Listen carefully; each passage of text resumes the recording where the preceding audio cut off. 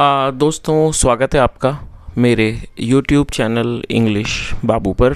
और आज मैं फिर हाजिर हूँ आपके साथ एक नई स्टोरी लेकर। और दोस्तों, आज जो स्टोरी मैं आपके लिए लेकर आया हूँ ये एक मॉरल स्टोरी है। बहुत ही प्यारी अच्छी कहानी है, बहुत ही अच्छे मैसेज के साथ। उसके अलावा दोस्तों, आज की इस कहानी में आपको कुछ नए इंग्लिश के वर्ड मीनिंग सीखने को मिलेंगे, उनकी करेक्ट प्रोनाउंसिएशन के बारे में पता चलेगा और हमेशा की तरह जो इसका ग्रामर का पार्ट है उसे बिल्कुल डिटेल में कवर करेंगे, तो एक एक स्ट्रक्चर को आप बड़ी आसानी से सीख पाएंगे। तो चलिए दोस्तों, आज की इस कहानी को हम शुरू करते हैं और सबसे पहले कहानी का टाइटल देखते हैं। कहानी का टाइटल है ट्रू फ्रेंडशिप। क्या मतलब हुआ दोस्तों? ट्रू का मतलब होता है सच्चा, सच्ची, एडजेक्टिव है, और फ्रेंडशिप मतलब दोस्ती। ट्रू फ्रेंडशिप, सच्ची दोस्ती। तो दोस्तों, ये आज की इस कहानी का टाइटल है, शीर्षक है। और अब मैं इसे पढ़ना शुरू करता हूँ। आपसे रिक्वेस्ट है कि आप कहानी को बिल्कुल ध्यान से सुने, और यदि आज की कहानी में आपको कोई भी नया शब्द या फिर नया स्ट्रक्चर मिले तो आप उसे नोट करें, और यदि कहानी पसंद आए तो लाइक भी ज़रूर करें। तो चलिए इसको शुरू करते हैं।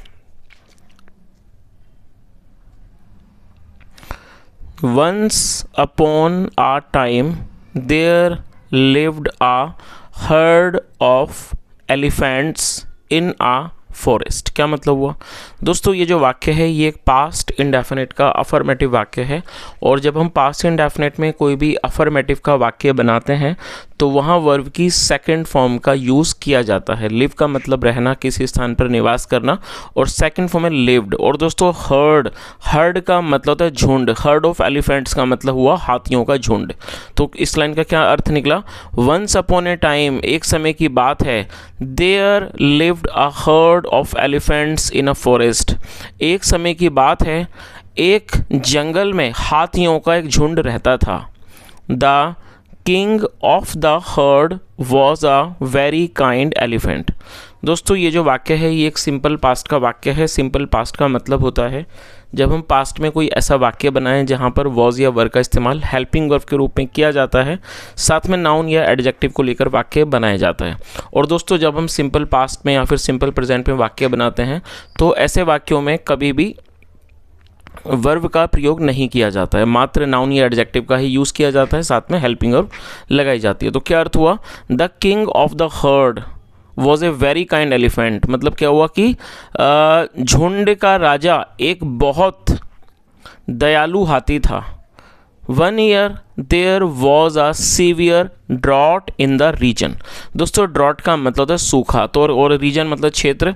एक साल इलाके में, कह सकते हैं क्षेत्र में, बहुत भयंकर सूखा पड़ा। सीवियर ड्रॉट मतलब भयंकर सूखा, एक भयंकर सूखा पड़ा। The elephants started thirsting. Thirsting का मतलब होता है प्यास, प्यास लगना, प्यास से मरना। जो हाथी थे वो प्यासे होने लगे, प्यास से मरने लगे। The elephant king sent elephants in all directions to find water but to no avail. और दोस्तों, ये जो वाक्य है ये भी पास्ट इंडेफिनिट का वाक्य है जहाँ पे सेकंड फॉर्म लगाई जाती है।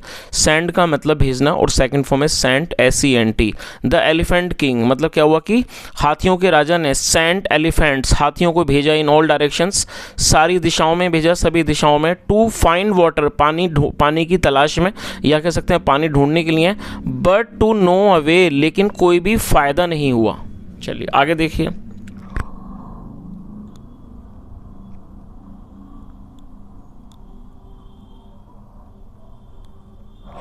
Then one day an elephant brought the news that there was water at the other side of the town that lay outside the jungle। क्या अर्थ हुआ? Then one day an elephant brought the news। दोस्तों, ये जो वाक्य है ये भी पास्ट इंडेफिनिट का ही अफर्मेटिव वाक्य है जहाँ पे सेकंड फॉर्म लगाई जाती है, ब्रिंग मतलब लाना, और सेकंड फॉर्म ब्रॉड। एक दिन एक हाथी एक खबर लाया कि there was water at the other side of the town. मतलब टाउन के, शहर के एक दूसरी तरफ पानी है। दैट ले आउटसाइड द जंगल, जो कि जंगल के बाहर पड़ता था। The king was very pleased. Please मतलब खुश होना। The king was very please, जो राजा था वो बहुत खुश हुआ।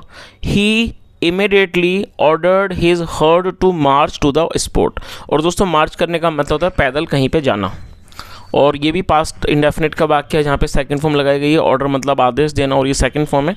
इमीडिएटली मतलब तुरंत, और दोस्तों ये एडवर्ब है। एडवर्ब का मतलब होता है ऐसा शब्द जो किसी वर्ब की विशेषता का वर्णन करे। तो क्या अर्थ हुआ, he immediately ordered his herd to march to the spot. उसने अपने झुंड को तुरंत उस स्थान पर जाने का, चलने का आदेश दिया। On the way we will have to cross the town said one elephant. Said one elephant मतलब कि एक हाथी ने कहा ऑन द वे, रास्ते में, we will have to cross the town. और दोस्तों ये जो वाक्य है ये एक फ्यूचर फोर्स्ड एक्शन सेंटेंस है। फ्यूचर फोर्स्ड एक्शन सेंटेंस का मतलब होता है जब हम फ्यूचर में कोई ऐसा वाक्य बनाएं जहां पर किसी भी तरह की विवशता को हम दर्शाते हैं, वहां पर विल हैव टू का इस्तेमाल हेल्पिंग वर्ब के रूप में किया जाता है, साथ में वर्ब की फर्स्ट फॉर्म लगाई जाती है। क्रॉस का मतलब पार करना। तो उनमें से एक हाथी ने कहा कि रास्ते में हमें, we will have to cross the town, हमें शहर को पार करना होगा। दैट्स नॉट ए प्रॉब्लम, ये कोई समस्या नहीं है। Said the informer elephant. Informer मतलब कि जिसने सूचित किया हो, तो मतलब सूचना करने वाले हाथी ने कहा इसमें कोई समस्या नहीं है। That town has long been deserted. और दोस्तों डिजर्ट का मतलब होता है किसी चीज़ को खाली छोड़ देना, निर्जन छोड़ देना, और ये थर्ड फॉर्म है। और ये जो वाक्य है ये प्रेजेंट परफेक्ट का पैसिव वॉइस का वाक्य है। जब हम प्रेजेंट परफेक्ट में पैसिव में वाक्य बनाएंगे तो वहाँ पर हैज़ बीन या हैव बीन के साथ वर्ब की थर्ड फॉर्म लगाई जाती है। तो क्या अर्थ हुआ, that town has long been deserted, मतलब उस शहर को बहुत लंबे समय से खाली छोड़ दिया गया है। आगे देखिए, but though that town had been deserted by the humans it will still a home for the mice. क्या अर्थ हुआ, it was still a home for the twice for the mice. दोस्तों स्टिल का मतलब होता है अभी भी या फिर भी। तो क्या अर्थ हुआ, बट दो, लेकिन हालांकि, हालांकि मतलब दो मतलब हालांकि, लेकिन हालांकि, that town had been deserted by the humans, हालांकि उस शहर को ह्यूमंस मतलब कि इंसानों के द्वारा खाली छोड़ दिया गया था। It was still a home for the माइस, फिर भी अभी भी वह चूहों के लिए एक घर था। चलिए, तो दोस्तों इस चीज़ का मतलब आपको समझ ही आ गया होगा। जिस शहर के बारे में यहाँ पर बात कर रहे हैं उसे लोगों के द्वारा तो छोड़ दिया गया था, लेकिन उसके बाद भी वहाँ पर चूहे रहते थे। Thousands of them lived there, और हजारों वहाँ पर रहते थे। The next day when the elephants marched through the town, march मतलब पैदल चलना, और अगले दिन जब जो हाथी थे वो उन्होंने वहाँ पर पैदल मार्च किया, जब वो चले थ्रू द टाउन, उस शहर से होकर, a lot of them got killed, उनमें से कई मारे गए। आगे देखिए, the elephants did not notice it in their hurry to get to the lake. और दोस्तों ये जो वाक्य है ये पास्ट इंडेफिनिट का नेगेटिव वाक्य है, और जब हम पास्ट इंडेफिनिट में नेगेटिव का वाक्य बनाएंगे तो सब्जेक्ट के बाद डिड नॉट का यूज़ किया जाता है, साथ में फर्स्ट फॉर्म लगाई जाती है। नोटिस मतलब ध्यान देना। क्या अर्थ हुआ, the elephants did not notice in their hurry, हाथियों ने अपनी जल्दी में इस बात पर ध्यान नहीं दिया। To get to the lake मतलब जो उनकी, to get to the lake, हाथियों ने झील पहुंचने के लिए, the elephants did not notice it in their hurry to get to the lake, हाथियों ने इस बात पर ध्यान नहीं दिया, इन देयर हरी अपनी जल्दी में, to get to the lake नहर, झील पर पहुंचने के लिए। Again when they went back, और गो बैक मतलब वापस जाना, और ये सेकंड फॉर्म है और ये भी पास्ट का वाक्य है। Again when they went back, दोबारा जब वो वापस गए, they killed hundreds of mice. और दोस्तों दे का मतलब होता है वे या फिर वे लोग। जब सब्जेक्ट में एक से ज़्यादा लोग शामिल होंगे तो वहाँ पर दे का यूज़ किया जाता है, और ये जो दे है वो हाथियों के लिए प्रयोग किया गया है। They killed hundreds of mice. तो इस तरह से पूरी लाइन का क्या अर्थ निकला, again when they went back, और दोबारा जब वो वापस गए, they killed hundreds of mice, उन्होंने सैकड़ों चूहों को मार दिया। The mice held a meeting, और दोस्तों ये भी पास्ट का वाक्य है जहाँ पे सेकंड फॉर्म लगाई गई है। होल्ड का मतलब पकड़ना या फिर आयोजित करना, सेकंड फॉर्म है held. The mice held a meeting, चूहों ने एक सभा का आयोजन किया है, कह सकते हैं चूहों ने एक सभा रखी। If this goes on we would all die said one mouse, एक चूहे ने कहा if this goes on we would all die, यदि ये चलता रहता है हम सब मर जाएंगे। The king of the elephant is wise and kind. We will go and appeal to him.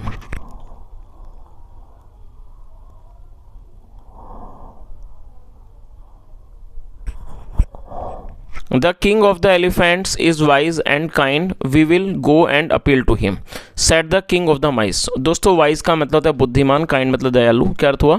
Said the king of the mice, चूहों के राजा ने कहा कि the king of the elephant is wise. और दोस्तों ये जो वाक्य है ये एक सिंपल प्रेजेंट का वाक्य है। जिस तरह से सिंपल पास्ट में वॉज या फिर वर का इस्तेमाल किया जाता है हेल्पिंग वर्ब के रूप में, ठीक उसी तरह से सिंपल प्रेजेंट में इज एम आर का यूज़ किया जाता है हेल्पिंग वर्ब के रूप में।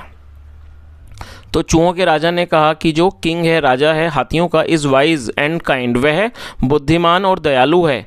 वी विल गो एंड, हम जाएंगे, एंड अपील टू हिम, और उससे आग्रह करेंगे। अपील मतलब आग्रह करना। ओ किंग मतलब कि राजा, when you pass through the town, pass through मतलब होकर गुजरना, जब तुम शहर से होकर गुजरते हो,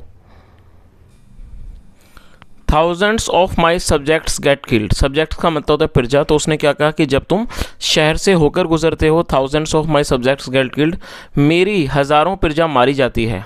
सेड द किंग माउस, चूहे, सेड द किंग माउस, चूहों के राजा ने कहा, to the king of the elephant, हाथियों के राजा से, if you can kindly take another route we will be saved. और उसने क्या कहा कि यदि आप कोई दूसरा जो रूट है, रास्ता है, वो आप लेते हो, वी विल बी सेव्ड, हम बच जाएंगे। चलिए आगे देखिए। The king of the elephants at once agreed, at once मतलब तुरंत, और अग्री मतलब राजी हो जाना, सहमत हो जाना, और ये सेकंड फॉर्म है, पास्ट का ही वाक्य है। The king of the elephants at once agreed, हाथियों का राजा तुरंत तैयार हो गया, मतलब इस बात पे राजी हो गया। Many months passed and some hunters came to trap the elephants, pass मतलब गुजरना, कई महीने गुजर गए, एंड सम हंटर्स, हंटर मतलब शिकारी, और कुछ जो शिकारी थे, केम वो आ गए, to trap the elephants, trap मतलब जाल में फंसाना, हाथियों को जाल में फंसाने के लिए। आगे देखिए। They wanted to kill them for their tusk, दोस्तों टस्क का मतलब होता है हाथी के दांत को टस्क कहा जाता है। और ये जो वाक्य है ये भी पास्ट इंडेफिनिट का अफर्मेटिव वाक्य है, जहाँ पे सेकंड फॉर्म लगाई जाती है। वॉन्ट मतलब होता है चाहना, और ये सेकंड फॉर्म है। और दोस्तों इस वाक्य में दो वर्ब का प्रयोग किया गया है वाक्य को बनाने में। तो जब आप दो वर्ब का प्रयोग करके वाक्य को बनाते हैं तो पहली वर्ब के बाद हमें टू का यूज़ करना होता है वर्ब कंजक्शन के रूप में, और टू के बाद हमें वर्ब की फर्स्ट फॉर्म लगाई जाती वर्ब की फर्स्ट फॉर्म हमें लगानी होती है। तो क्या अर्थ हुआ इस लाइन का? They wanted to kill them for their tusk, वह उन्हें उनके दांतों की वजह से मारना चाहते थे। दे डग डिचेस, और दोस्तों ये भी पास्ट का ही वाक्य है। डिग मतलब खोदना, सेकंड फॉर्म में डग, डिच मतलब खाइयाँ। They dug ditches and covered them with grass and branches, और ये जो दे है जैसे मैंने आपको बताया जी, एक वे लोग इसका मतलब होता है, और ये प्लूरल के लिए यूज़ किया जाता है। और यहाँ पर एक से ज़्यादा शिकारियों के बारे में बात हो रही है, इसलिए यहाँ पर दे का यूज़ किया गया है। दे डग डिचेस, उन्होंने खाइयाँ खोदी, एंड कवर्ड दैम, और उनको ढक दिया, विद ग्रास एंड ब्रांचेस, और उन्हें घास और शाखाओं से उनको ढक दिया। Many elephants fail into the ditch, और दोस्तों फॉल मतलब होता है गिरना, और ये सेकंड फॉर्म में फेल, और ये पास्ट का ही वाक्य है, आप इसे नोट कर लीजिए, FELL। कई हाथी उन डिच में मतलब कि खाई में गिर गए। द नेक्स्ट डे, अगले दिन, द हंटर्स केम, जो शिकारी थे वो आए, and tied up the elephants, tie मतलब बांधना, second tied up the elephants, अगले दिन शिकारी आए और हाथियों को बांध दिया, सो दैट ताकि दे कुड कम लेटर, ताकि वो बाद में आ सकें, एंड किल देम, और उनको मार सकें। The heard of the elephants was in a great problem, और ये जो हाथियों का झुंड था, was in a great problem, वो एक बहुत बड़ी समस्या में था, बहुत बड़े संकट में था। Suddenly the king remembered the माइस, और दोस्तों रिमेंबर मतलब याद आना, सेकंड फॉर्म में रिमेंबर्ड, और ये पास्ट का ही वाक्य है।